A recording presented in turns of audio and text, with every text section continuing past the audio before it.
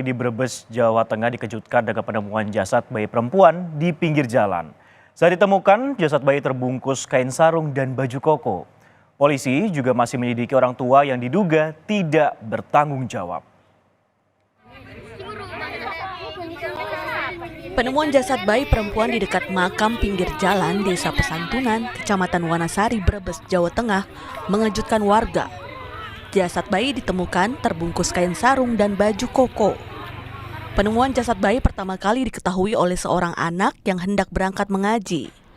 Saksi curiga melihat kucing yang tengah mengendus sebuah tas jinjing yang diduga digunakan membawa jasad sang bayi. Polisi yang tiba di lokasi membawa jasad bayi perempuan itu ke instalasi kamar jenazah RSUD Brebes, Jawa Tengah.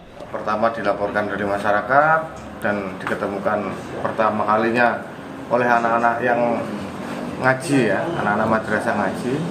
Setelah dikira itu bungkusannya apa karena dikerubungi kucing, maka dibuka setelah kelihatan ada tangan, maka anak tersebut melaporkan pada Pak RT yang tidak jauh dari lokasi tersebut.